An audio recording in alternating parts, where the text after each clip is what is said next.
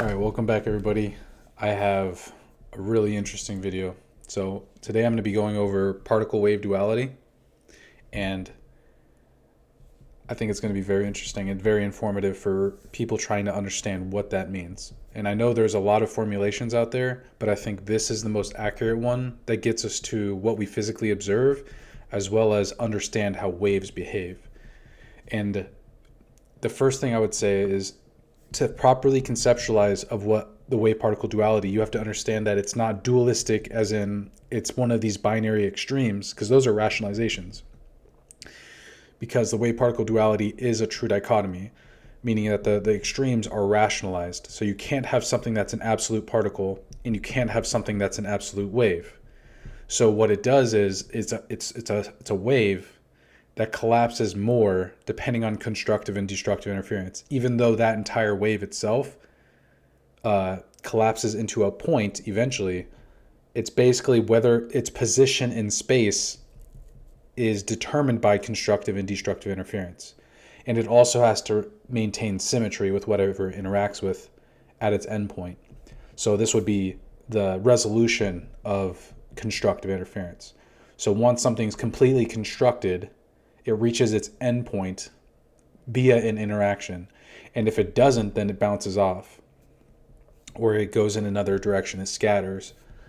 And this means that it couldn't interact with the thing it found there. It couldn't constructively interfere, so therefore it bounced off, or it continued to go somewhere else. So that part of its wave destructively interfered, and now it's going to constructively interfere in a different area. So what I'm basically doing is creating a 2D model, because we can do this in 3D, but I don't have the time or the capability, and I'm just trying to get the intuition out there so people can do this. So the first thing let's look at here is the model. So this would be non-controlled ordinary conditions, or what people would typically call to as the control condition. So it's like you create the apparatus, you do everything, and then you just say, I'm not adding any of the variables, the independent or dependent variable, like none of this stuff. I'm just going to let the system do what it would do in like a natural environment. And you would more or less get this kind of distribution, because in some areas it would destructively interfere, in others it would constructively interfere. So let's say this is our apparatus where it's ejected, and it comes out the front right here. Well, the chance of it going in every direction is proportional to its distance from this circle. So this is the initial circle where it's emitted, and the chances of it landing anywhere in any of these directions is proportional to its distance from this circle. So you can say that this is the least chance is directly behind it, and then that has the most chance directly in front of it. And the chance can never be reduced left or right smaller than this circle, because this is the size of the particle. So the particle size is the determinant. So like a photon is Planck length and width. So it has to resolve in the Planck length of width. So it's wherever it hits, it's basically manifesting that a length of time or energy. So, and space. So it has to take up that space. So this is the probability distribution, and that's how you can think of it, these things. So it's like propagating out like a wave, like people would normally think, but it's, let's say there's a destructive interference that happens in this entire region, then we know it's not going in that direction, or there's nothing that it constructively interferes with. So both constructive and destructive interference both act on particles in order to resolve where it is, because it's possible to find a particle behind it where you're emitting it forward. You can find it behind you. Well, it could bounce off something. It could. There's obviously physical reasons why it would land here, but the probability is never zero. So this would be a type of interference, or just it doesn't find a resolution, so it bounces back and goes the opposite way. So when you have, let's say, but it's not like it's taking all possible paths. It's that it's propagating as a wave, but as it propagates, it's met with other things that are destructively or constructively interfering with it. And let's say there's a small region here. Like let's say there's like a particle here that's like this big. or like a person or a wall, it will, okay, I have to do that. So like it's going to, the photon's chances of going there are basically going to, if it doesn't interact constructively, if it interacts destructively, then the particle just, this entire region will basically be gone. And let's say another one happens over here. Even in the higher chance area of it going, like let's say there's a huge particle over here, like a person standing in front of the emitter. Let's say that's a person. The particle can't go there and hit the wall now. It's behind that person. Maybe it could scatter off of one of these. So the chances would never be zero again in this spot, but unless this person was all the way against the wall, then the chances would basically be zero because they are the wall, or sorry, they know the wall is no longer there for it to even get to. So it would obviously be zero, or almost zero, because it'll never be exactly zero. Okay, but the point is it basically reach zero. So I don't. That's why I don't like using absolutes. Like it'll never be zero. It'll never be 100%. The chances of anything. So we have to get that out of our minds. Like you can never have zero. And anytime any scientist says it's zero, it's because they're rationalizing that it's zero. So nothing has a 0% probability, which is fine. And once you accept that, then you know the universe is always going to be ambiguous. But the main point with this was just to, I could just delete it this way, was just to show how the destructive and constructive interference works. So it's like obviously these particles are waves as well. So those waves are going to destructively or constructively interfere with the particle.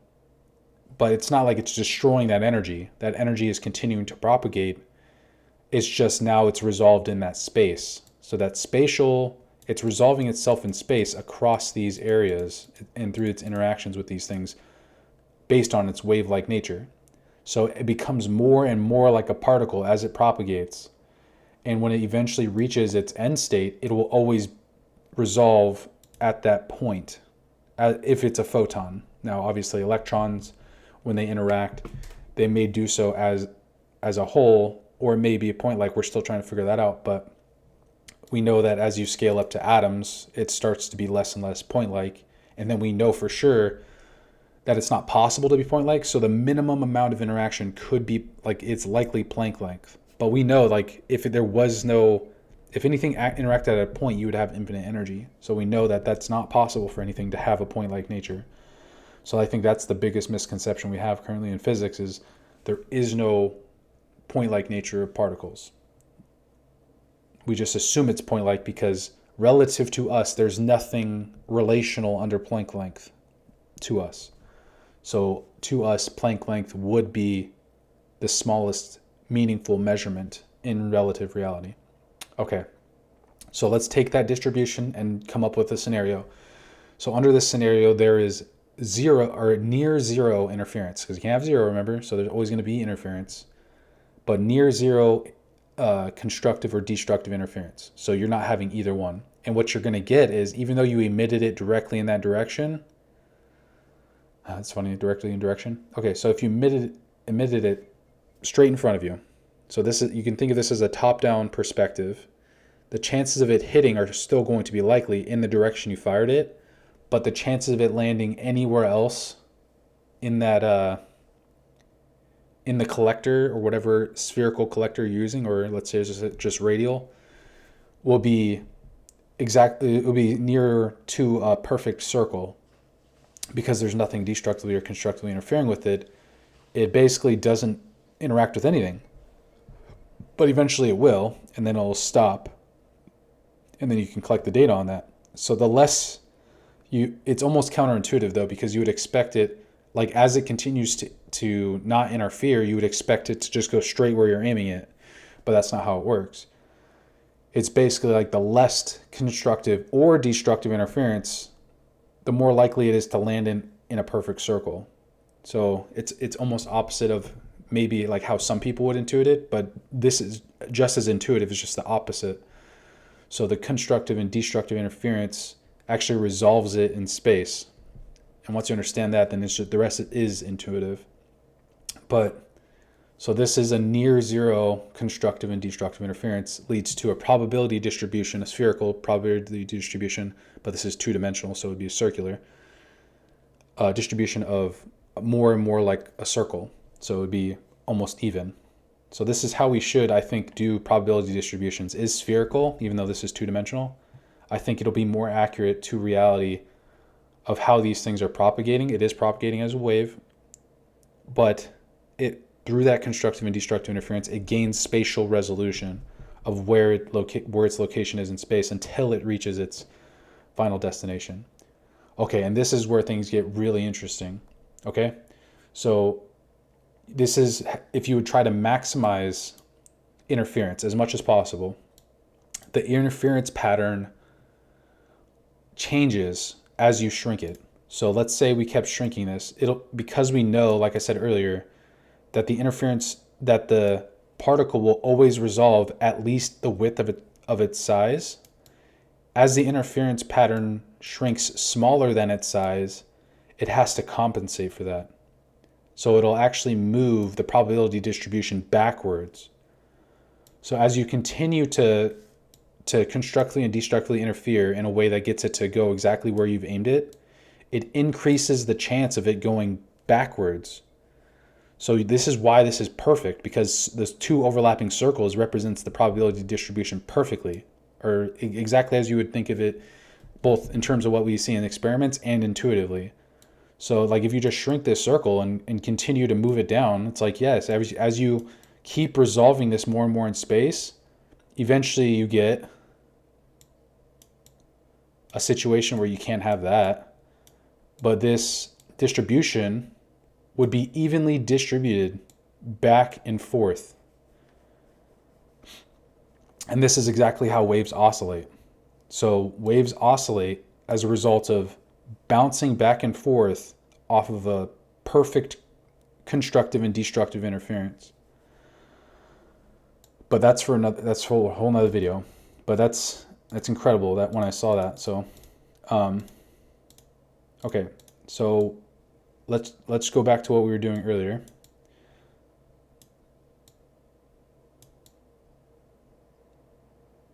Okay, so it's probability distribution as you resolve it more and more to where its chances of being in a spot are basically approaching 100%. We would get the chances of it. Okay, so I'd explain that a little better. So currently has a higher chance of going backwards. So the probability of it going backwards, so the chances of it going to the sides, or like out to the sides, as it shrinks, it's disproportionate the amount of shrinking towards the sides as to the back, towards the back. And that's why you get this effect as you shrink this distribution, because this is it's still shrinking, as you see, like as I'm shrinking this area is shrinking back in the back, or at the very bottom of it. But as it shrinks, it's disproportionately shrinking towards the center of this oblong sphere or oblong circle or like shape. But it's disproportionate, but it reaches a point where the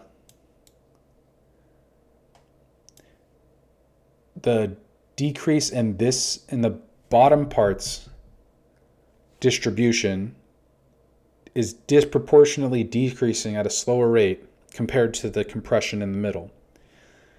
So this leads to that effect. But it's also because the particle has a relative size component to that distribution. So if this circle, this small one that defines the probability distribution in an ideal state, if that can shrunk, then that means it would give more play for this thing to shrink as well.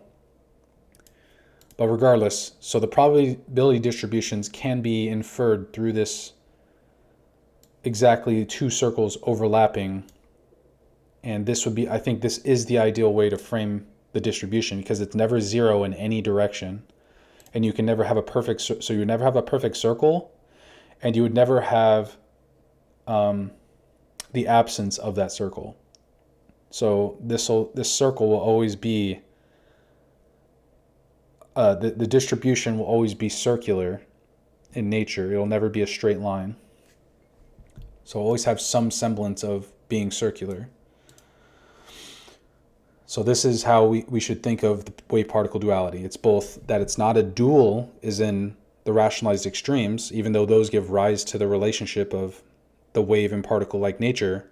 Everything in between is the truth of relative reality, even though those two things that gave rise to this true dichotomy, or the spectrum of possibilities of the resolution between wave and particle, it may be that both are very true. Regardless, this is how I think we should do distributions. And here's another intuitive way to think of it. Like, imagine you had a series of pipes. All of them are Planck length and width. And some of these pipes lead to an eventual destructive interference. Let's say those are the red pipes. And the green pipes are constructive interference. So that means as the light's traveling out of that circle, eventually it's met with that destructive interference, and it pushes it to one of the sides or the others. But the thing is this area right here, you could say, well, let's say like you just continue to have all of these everywhere. But like, let's say this area right here is green or red. You don't know if it's green or red yet, but it hasn't reached that because the light is still traveling at a certain rate through time and space. So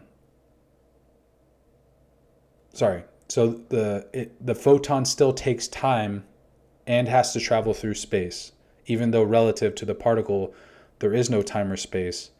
It's relative to us, it takes time. So that's what's happening. It's not that it is that the particle or the photon has no space or time relative to, but it gives rise to the relativity that we experience of it.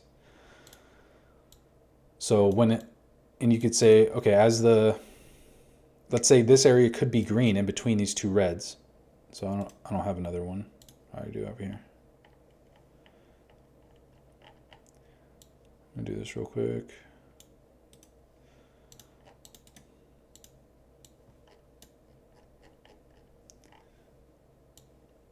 Let's say you put this between these two or somewhere, and this happens. Well, this would be the entire length of it because it's being constructively interfered at somewhere. Like, you just put it there, and this would be a higher energy one that has a higher, shorter wavelength, whatever. But eventually, this is very simplified in 2 dimensions. Like, this would be happening in 3 dimensions, and we can constructively interfere north and south as well. But this is the way to think of the interference pattern. And what eventually happens is, let's say, there's a chance it even resolves in one of these particles that are floating around, which is why in experiments we have to create vacuums. So there's nothing for it, as little things as possible for it to interact with. But there's always a chance that there's something left in there that the photons or whatever we're using can't interact with something, or electrons. But this is how it works. So then you would say, like, wherever it more constructively interfered, or you could say it didn't constructively interfere at all until it reached its destination. So this is another possible way to think of it. So let's say on this wall there's a chance for it to constructively interfere, and let's say there's a chance all along the wall for it to constructively interfere. But then you're just wondering under what places is it destructively interfering, and then not able to go to those spaces. And this would create this distribution. So it would have a higher chance, both temporally and whether or not it constructively or destructively interfered, to get to a certain location across this distribution. So the space and distance would play a role. So the distance between where you fired it and the wall, because it would be flat, would have equal probability. So if, like, let's say this, you would get rid of the spatial probability if you had a perfectly round room. So if you had a round room, this would mean that you remove the factor of the wall in the center being closer to the particles. So this would remove that spatial dimension. And then all you would have is the effects of constructive and destructive interference. And obviously fluctuations in time and energy. So if you want to get rid of the spatial aspect of the wave distribution, it would lead to a more even distribution because it would no longer be most likely to hit the center. So this getting rid of the spatial leaves the energetic. So this would be the energetic one, the energetic aspect of constructive and destructive interference, which would be the things interacting with it, but the wall would also be. So the wall itself is energy. So that's what it's eventually interacting with through constructive interference with, let's say, like a particle or something. To summarize all of this, basically it's to say that there's a spatial, temporal, and energetic aspect of the wave-particle duality, and we have to think of all three together, or else we lose the whole of what we're trying to conceptualize. So if we made a perfectly spherical room, we would get rid of part of, if not most of, the spatial aspect of the wave-particle duality, because obviously creating a scenario where it's more likely, the perfect wall in front of a propagating wave, it's always more likely to hit the center. And then all you're saying is, if we created a round room, then it should be evenly distributed across the shape of the room based on the wave's propagation. So if it's propagating exactly as a wave in a perfect circle, then a spherical room would get rid of the spatial aspect of that. Then you would say, okay, how much constructive or destructive interference is changing where this thing is landing? And if it happens to be that it still ends up being a perfect circle, then you know that there really is no constructive or destructive interference happening. It's literally just what part of the wall it's most likely to hit first through that constructive or destructive interference. No longer in between where it was shot in the wall. Now it's just the wall, and it's whether or not it interacts that creates that chance. So you can say, well, like as the photon hits the wall, let's say it's kind of like, wavy. The wall is wavy itself, but also the particle being emitted is propagating as a wave, and it's not perfectly round. It's still like each part of it is oscillating in a way. Then it would be obvious that it's still possible that the outside or the sides of this circle would hit the wall first, and the wall would be closer to it. And this would be proportional to how stagnant the wall is and how much the chances of it having constructive or destructive interference are. So, for example, if we have a wall and it has all those atoms that like an electron would have the photoelectric effect on, as you do this over and over again, eventually those particles don't have the photoelectric effect anymore because they don't have the electrons to be emitted.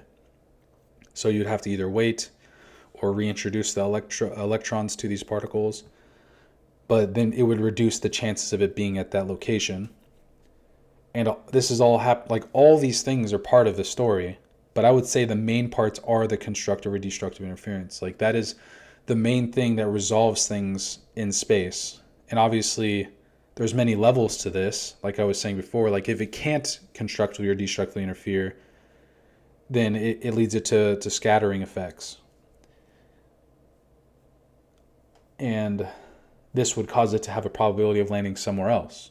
So that's part of the story. It's like it would increase the chances everywhere else besides where it just landed as a result of not being able to constructively or destructively interfere at that location. So let's say the photon is heading straight at the wall where you aimed it, and then it hits one of these things either in midair or at the wall to cause it to scatter in another direction. You would say, like, well, the chances of that happening are extremely low in the initial setting where all of those atoms are ready to be excited and have the photoelectric effect. But as you continue to do this, what you would likely see is a more broad distribution of where this particle is likely to land. And that's because you're taking away the chances of it constructively interfering and increasing the chances of it either destructively interfering or scattering. And so that explains the most of the wave particle duality.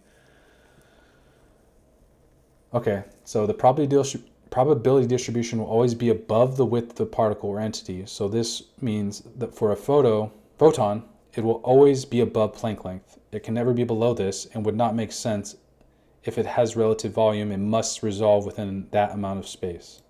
So everything with a certain volume will always resolve in that volume of space relative to everything else. So even though my relative volume could decrease relative to something else, I will still resolve in the amount of volume that I have based on my intrinsic characteristics. So the amount of space I occupy, even though it will be relative, will still resolve in an amount of space equal to what we consider to be as much of a stringent understanding of volume as possible relative to each other. So if like, that was kind of a complicated way to say it. But basically, if we have the same circumstances as much as possible, what is our volume relative to each other? And you could say, well, that is under, obviously, if a photon was looking at me, I wouldn't even exist, obviously, because it doesn't have a temporal understanding, or like it doesn't have a perspective like that. But let's say an electron, because it's not quite moving at the speed of light, I would basically be like a squished little, I'd be basically almost a flat thing, because it relative to us, or would I be, no wait, it's going incredibly fast. So relative to us, that thing would be squished. And us relative to it would be expanded. So we'd be stretched out. So yeah. And that's how these relationships happen. Like, it's all relative. And obviously there are intrinsic properties, and that gets into the photon confinement aspect. But this is the wave particle duality. And I know some of this is like thinking as I go, but I keep hearing all these other aspects of wave particle duality, like the photon takes all possible paths. That's not true. You could say it's propagating as a wave in all possible paths, but as it destructively and constructively interferes, it's almost like this right here. So it's going, let's say it is propagating in this circle that we see, and it's taking all possible paths, but it's constantly being in its wave front, or its wave-like nature, it's being destructively and constructively interfered to where the wave is like, let me see. Like, just imagine a propagating circle. Let me try to draw this. So let's try to get this as close to the size of the original circle, and then we'll just expand it out slowly. Okay, so then you would say, oh, I wish I could do this all at once. Okay, so as this thing is expanding out, boom, it just met this location where it destructively interfered with 3 different things. So basically it'd be like, okay, well, I can erase that section of the circle because I know it can't be there, can't be here, and it can't be here. So it just does this with everything in the air. And then whatever, if it ends up, let's say there's a particle here, and it massively constructively interferes with the photon. This forces, let's say it's right there. This forces, like when it touches it eventually. So let's just keep that sphere kept expanding to go. This is going to get messy real fast. Let's say the sphere kept going until it hit here.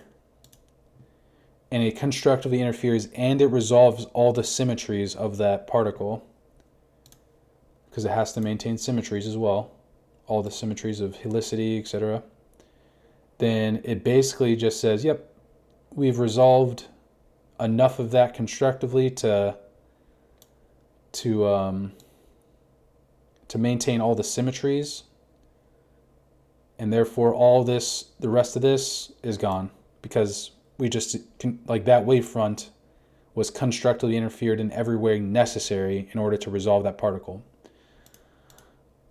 But let's say all there is destructive interference. So if let's say this is all this is the result, everything else was destructive interference around it, except for that particle location. And let's just say, okay, so this is the new wavefront right here, this little particle. And now it can only go from its emitted direction here. So it's like a series of tubes that it's taking. And if let's say before it reached here, all around it was already destructively interfered, well, now this is the only place for it to possibly constructively interfere, that is through this little section of space. And then let's say there's another set of those pipes. So let's say there's a set of red and a set of green.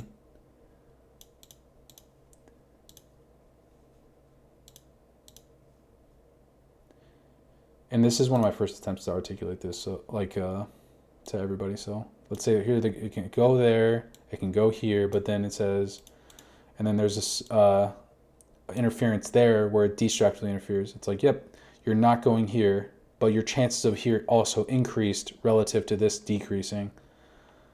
And then eventually it resolves, right here. There's a point that's Planck length in width that has an area of space where it can completely resolve its symmetries, as well as not being destructively interfered between where it was emitted and where it landed in all the other various locations, but also having the highest chance of it constructively interfering.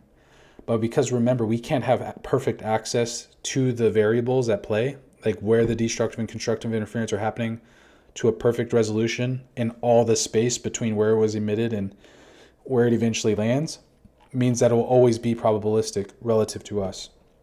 So there may be a perfect world where outside of relative reality, where it's possible to know exactly where it will be emitted and all the information within this closed system, but we'll never have access to that. So there will always be some amount of uncertainty, which is why uncertainty is universal.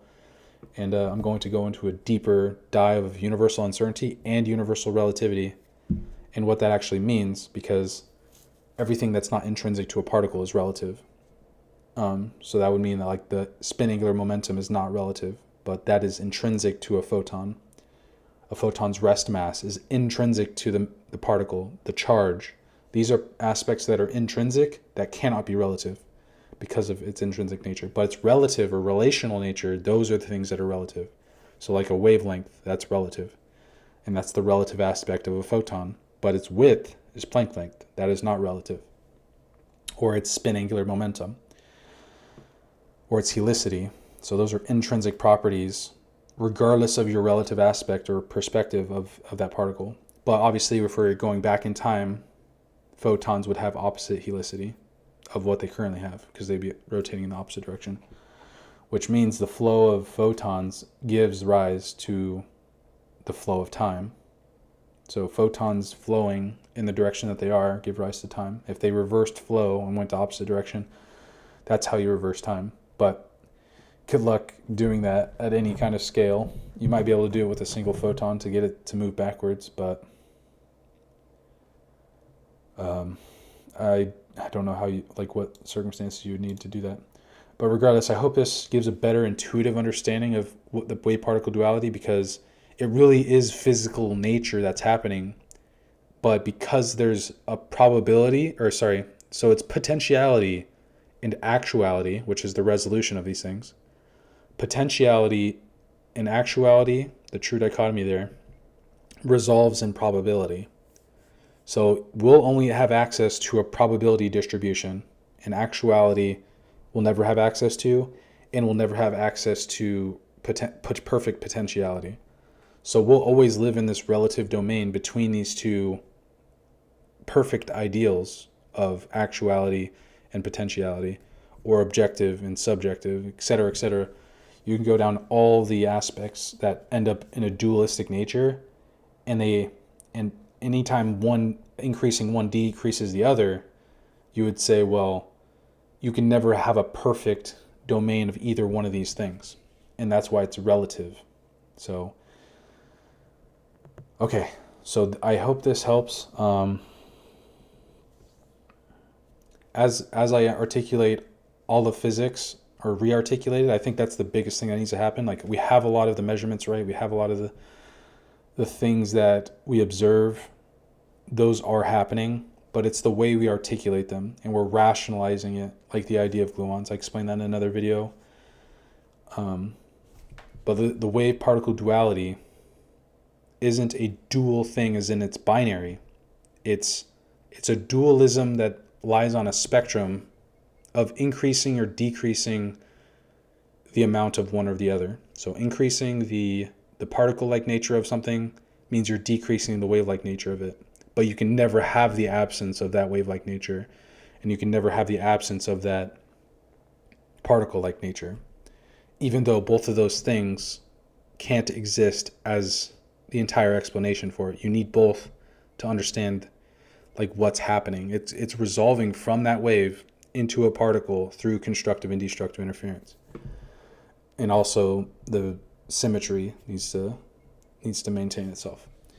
So if there was no symmetry, or if there was nothing for it to interact with in this isolated thing, it would just constantly bounce off the walls over and over again and scatter and bounce and scatter until eventually, obviously you can't have a perfectly closed vacuum, because that would, also break the laws of relativity and true dichotomies. Then it would never resolve anywhere. But you can't have that, so it would eventually resolve. So, and that's another interesting thing about light, is that in relative reality, we cannot perceive of light until it reaches its destination. So light doesn't make sense until it interacts with other light, which causes a relative phenomena, either leading to temporary confinement of particles, leading to a slight rest mass. But that's another thing, is photons can never stop. So they're always moving at light speed. So they only ever interact by entering confinement. So they enter confinement, create relative reality by leading from rest mass, and then they fly off again. And then we have no perception of them because they're traveling at Planck length, and eventually they interact with something else, create a relative aspect by entering confinement with that other particle.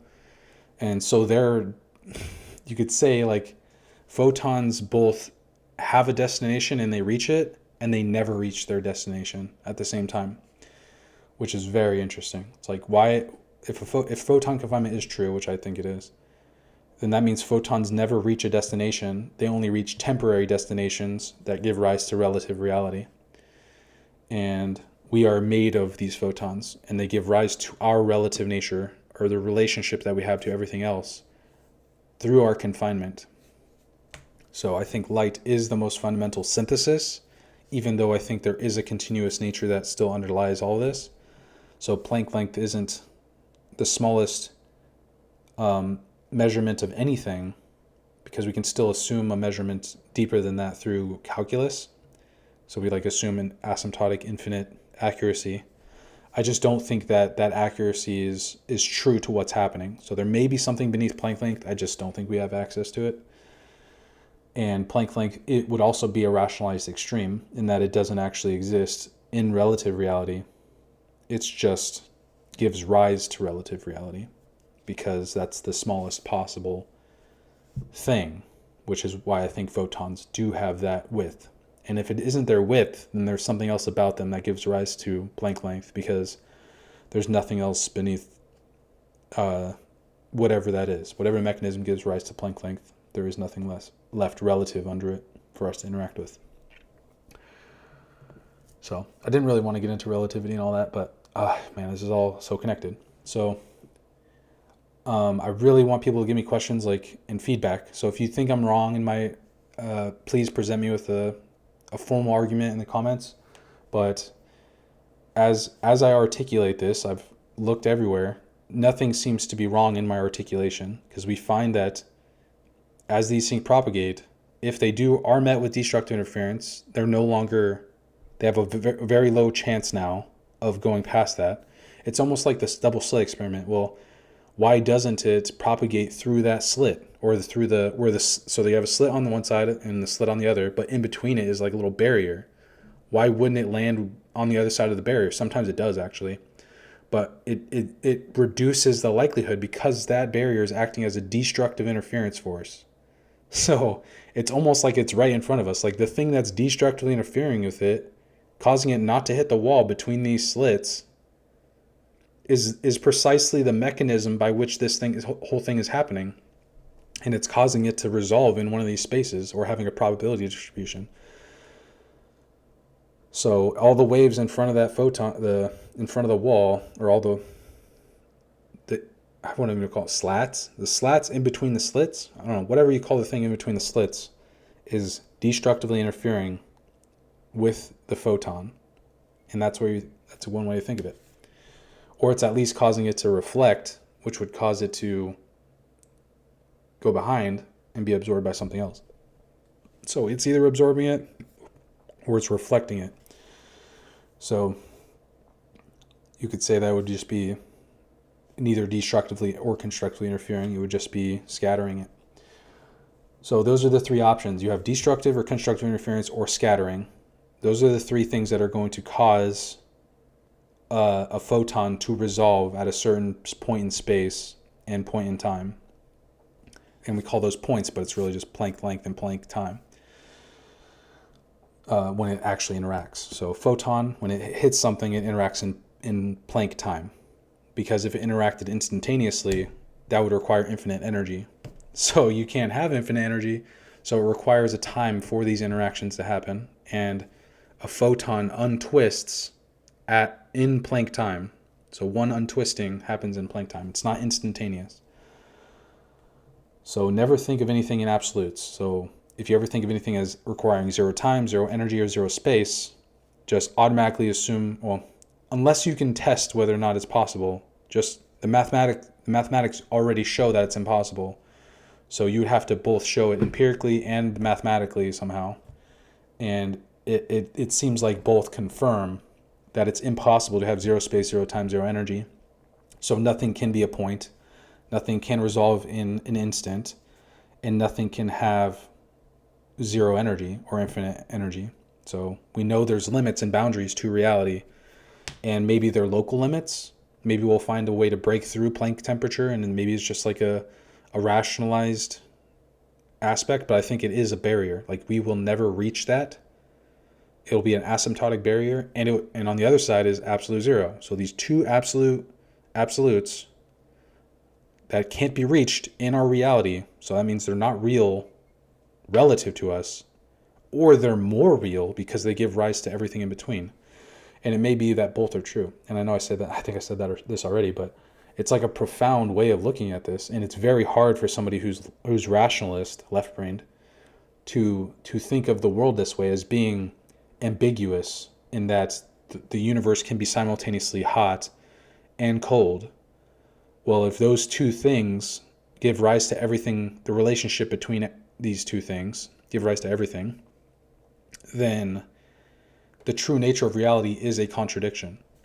And I can go into that to more depth if people find that interesting, but I'm trying to from the bottom up, I want to form physics in a intuitive, semi-classical way that still integrates all the true things that we found from quantum mechanics and particle physics, because there are truths in it that needed to be reconciled with our generalized understanding, or in between relativity and Einstein's understanding of the way things work. So, and I think this is starting to break that mold, to show the true relationship between these things. and I'm going to get there eventually. So once we stop thinking in binary and start thinking of things as flowing waves that interfere with each other, because you can show this in examples of actual standing waves or oceans, although obviously it wouldn't be the same. But you can get situations where you have like an ocean and you send a wave out. Eventually that wave, if you calculated exactly all of its aspects, it would resolve at a single point. It wouldn't resolve at a single point. It could resolve in many points, but that's because there's many particles. But if there's only one particle, it'll always resolve at one point. But as soon as you get many, then this is where you get to a medium. So, and that's why like ocean waves are slightly different than photon waves, because even though it propagates as a wave itself, it can only resolve at a single point, whereas a medium or many photons or many particles can land in many points, which would be the main difference between like an ocean or doing it in a pool and actually simulating or showing a photon being shot out individually out of a cannon into a wall. So this is the experiment that I would want to do. I would want to have a perfectly spherical room. This would reduce the spatial aspect to the probability distribution of it landing in a certain area. And then all you have left is constructive and destructive interference. Because we already know how the spatial aspect works. It's like obviously if the wall is flat and the wave is propagating as a circle, the circle is most likely going to hit the wall at the point, like most likely the point of that spatial aspect. So this would help us delineate the spatial aspect of constructive and of this resolution or probability distribution, and then you would say any chance in a round room would be the result of only constructive and destructive interference. So this gets rid of the spatial aspect, and then all you're left with is the temporal and the influences of energy as it propagates as that wave. So that's how I would want to set up the experiment, is as perfect of a round room as possible. So it gets rid of the spatial component. And that'd be a really exciting experiment. So this would help us understand the wave particle duality and whether or not I'm right. Because if we can affect its probability distribution, which I think it's just intuitively obvious and also based on evidence that we've already collected, but this would show the mechanisms behind it.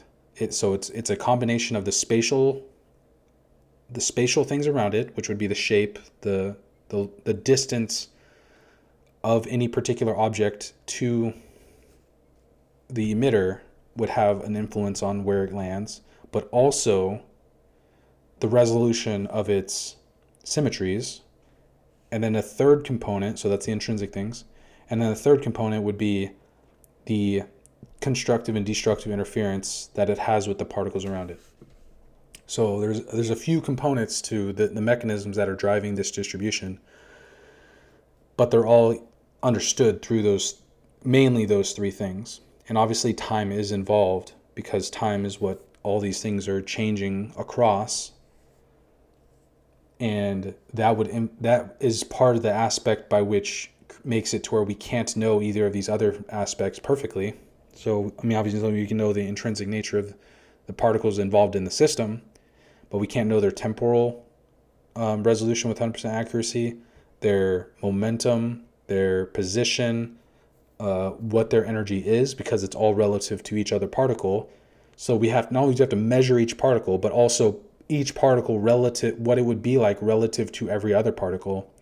So we measure things relative to us, but we don't realize we need to, in order to properly understand these systems as a whole, we have to understand every particle relative to every other particle and what its relationship would be. So this would automatically, like even between three particles, it would create infinite complexity already, which is what that's why chaos theory is what it is. It's like as soon as you introduce a third variable, it becomes infinitely complex at some point. Like obviously you can say like there's uncertainty even within two particles, but adding a third one means that it's no longer a predictable a more predictable thing. Now it's so unpredictable. Okay.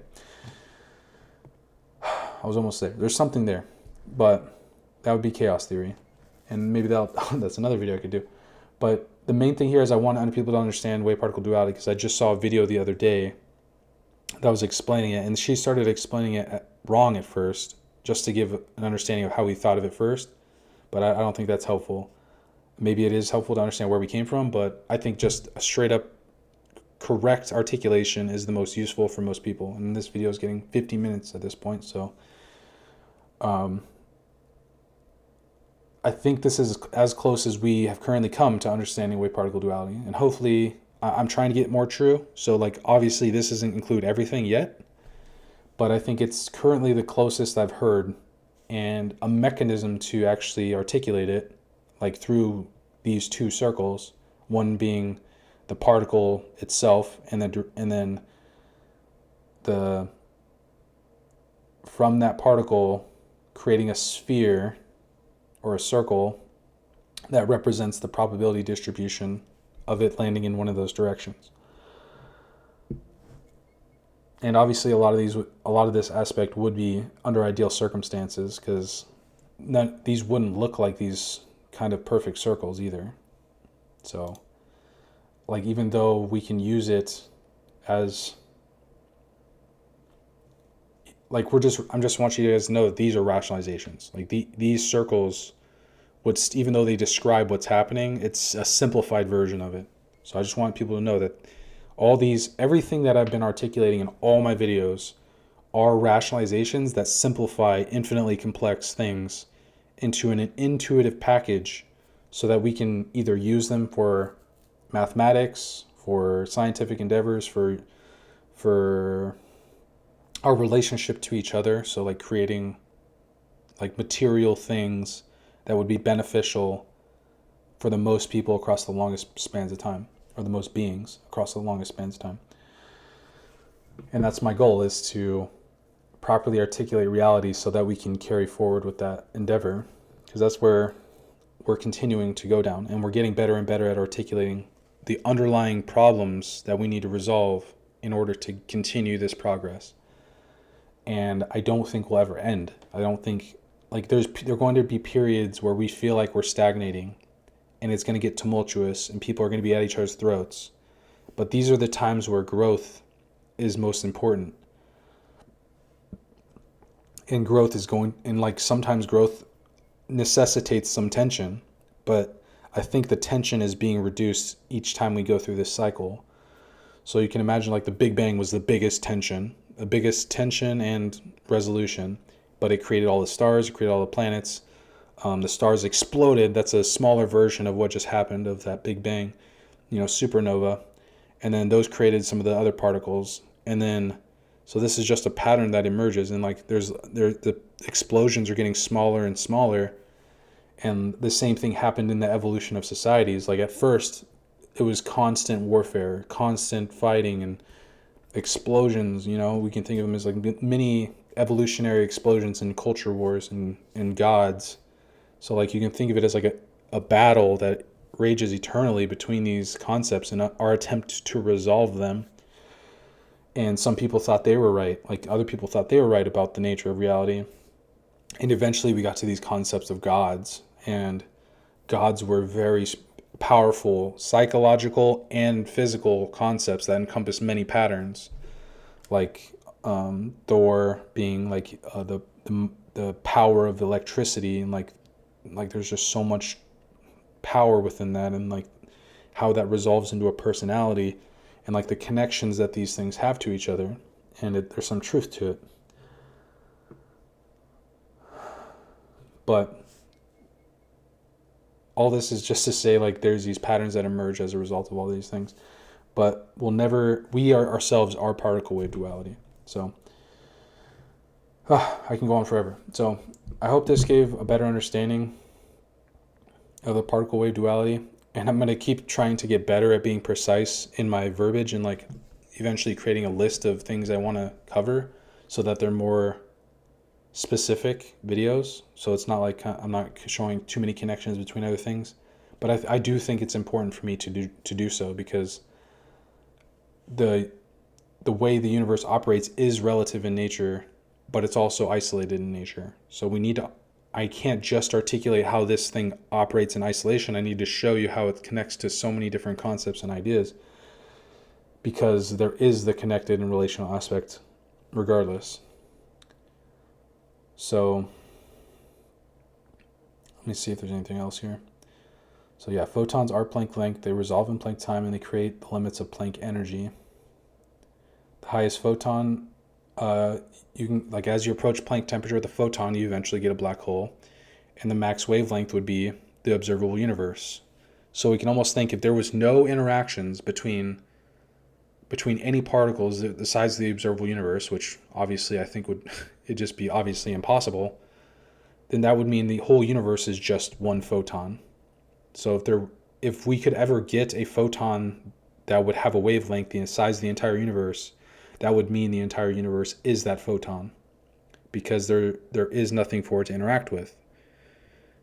So either that, or the photon just doesn't exist in relative reality anymore. So there's nothing in the universe for it to interact with. So this is how we know that this would be a limit.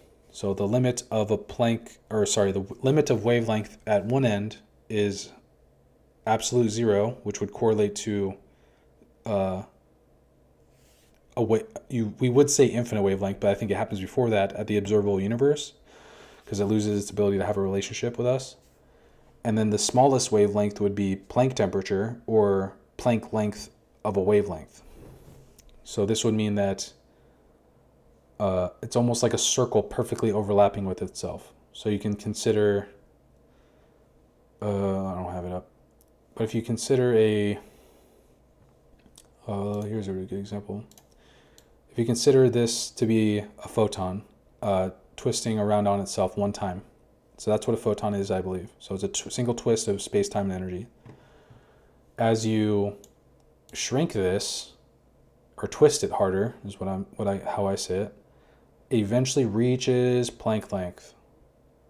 So Planck length. So if we imagine this photon as being Planck length in width, so from here to here, so its center to its edge to its highest peak would actually be Planck length right here. So this would actually be twisting.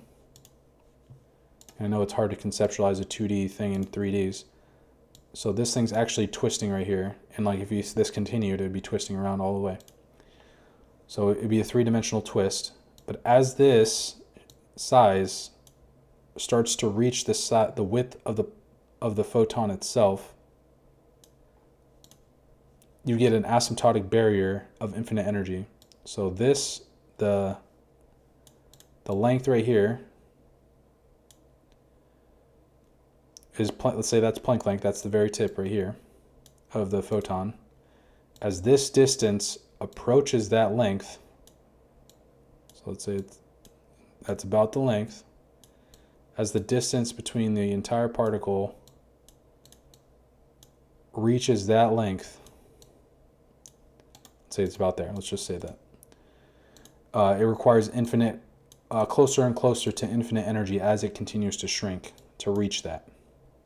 Because what you're basically saying is the length of that, the wavelength of that particle is reaching a non-relativistic aspect of energy, which would lose its relative nature, which is why black holes, instead of leaving our ability to perceive of them, they kind of do. So like you can't perceive of anything inside of the horizon, the event horizon, but you can perceive of its interaction with everything else. So you could say the inside of a black hole has left relative reality, but it still has a relationship with relative reality. So it hasn't removed its relationship, and you can't remove that relationship. So, and that's what black holes are meant to show us, is like you cannot remove a relationship to relative reality, even if you reach or get close to one of these boundaries of an extreme. So I think that's what a black hole is. It's as you approach Planck temperature with a certain amount of space, you get a black hole. So obviously the less space that you use, the harder it would be to create a black hole. So I think the Schwarzschild radius is what it's called. But that's a whole different ballgame. Yeah, I think I've covered everything I want to in order to articulate particle wave duality. And I really hope this is better understanding, because it makes intuitive sense to me. And this is with just playing with it a little bit. I was just, I could get to like Saturn, just by changing the interactions that these have. So maybe there's something to that, like how Saturn formed, but that's just like maybe just my pattern recognition going too far. But yeah, I really hope we can create this experiment. So this is something I have to catalog for myself, is that the experiment would involve a spherical room, or at least a round room, so that we can get a more accurate probability distribution through constructive and destructive interference alone to show the relationship. So we already know the spatial relationship, because that's just geometrical. And then we would just have to see how the constructive and destructive interference play a role. And maybe, you know what? You guys can end the video now if you want, but I can, oh no, not this one. I can go over, I'm going to ask ChatGPT. Let's see. If we had a perfectly round room and we shot photons the wall, would the distribution be even or closer to even?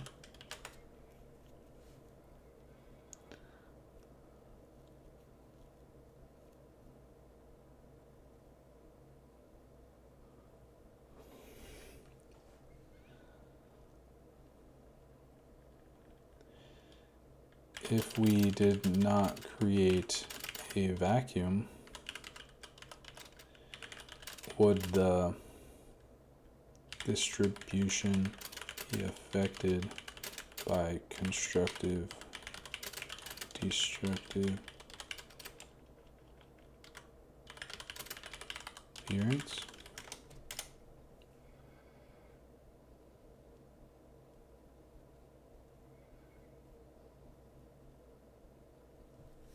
Okay, so as we see, what it's basically saying here is that if it was a perfectly spherical room, obviously we can't have a perfect sphere, but as we approach a perfect sphere, we would get an even distribution across that wall.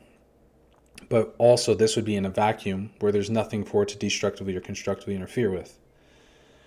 Then we would say, what happens when we add constructive and destructive interference? Well, it can scatter off the molecules, it can reflect, it can be absorbed, it can be emitted, re-emitted, all these things. But it would also have to maintain symmetries for those things. So more or less, the geometry affects it, but then you could say, why would it evenly have a chance of landing anywhere? Well, if there is no destructive or constructive interference, it has a perfectly even distribution, like I was saying earlier. And that's exactly what we were getting in this picture. It's like, here's no interference, and it has an even distribution almost all the way around it, even though it still has a higher chance of landing directly in front. Zero constructive or destructive interference would cause it in a perfectly round room. So this would be a round room. And here's the wall. Here would be the chances of it hitting somewhere in that circle. And then here's the size of the particle. And obviously this is way out of proportion, but this is just to convey the information. So you have the highest chance where you shot it out still, the lowest chance opposite of where you shot it out, because there's no interference at all. So this would be as close to evenly circular as possible.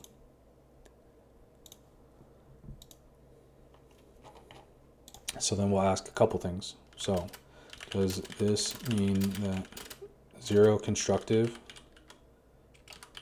or destructive interference would lead to an almost spherical probability distribution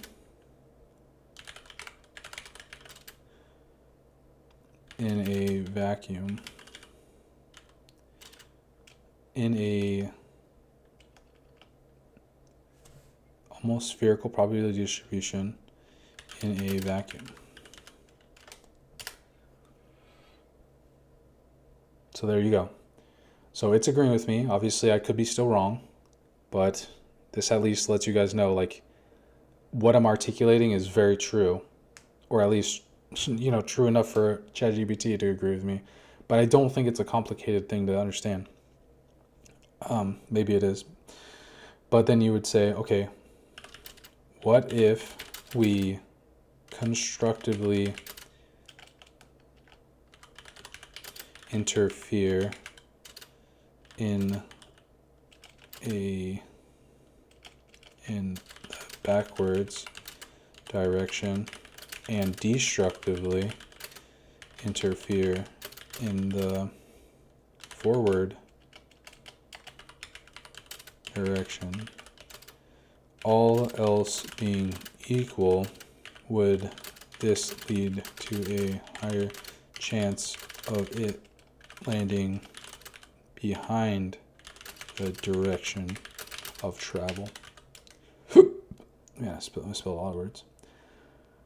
So there you go again. So us controlling the probability distribution like this would lead to, like, obviously you'd be constructively interfering in the direction of travel and destructively interfering everywhere else. It would lead to a more resolved thing. But you can do this in many different aspects. Like if I did this, I could do it I can make this any shape I want, basically. So this may be how shape arises, is through constructive and destructive interference. And maybe that's like I forgot who the guy is, but okay, so what we could do is create another tilted sphere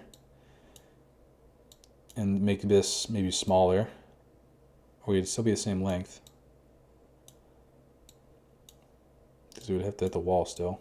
Oh, it's going off the edge. Oh, what is going on here? Okay. Either way, this would just show real quick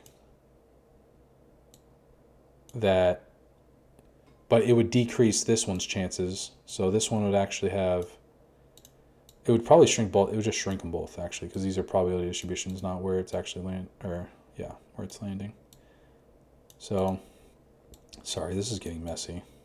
Basically, just imagine that it shrinks both of the probabilities, because they would both have to add up to 100%.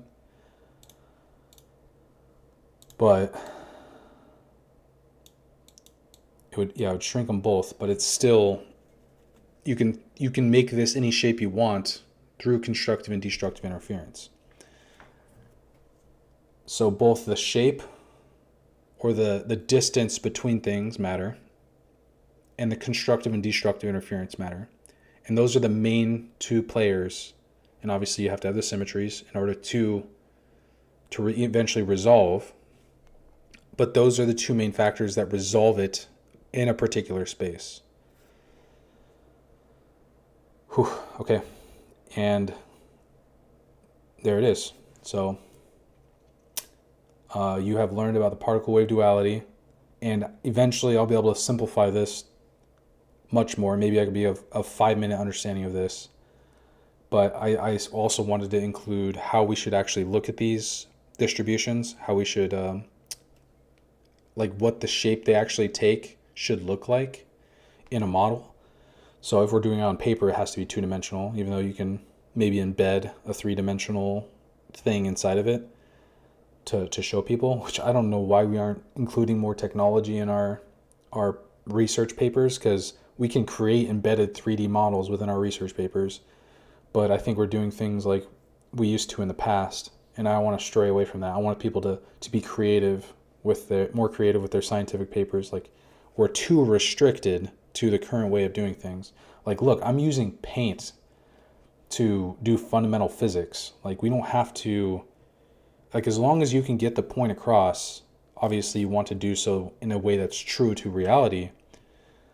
But whatever way you can, like, if the math checks out, the observations check out, the intuitions check out, then you've described all the ways that are necessary.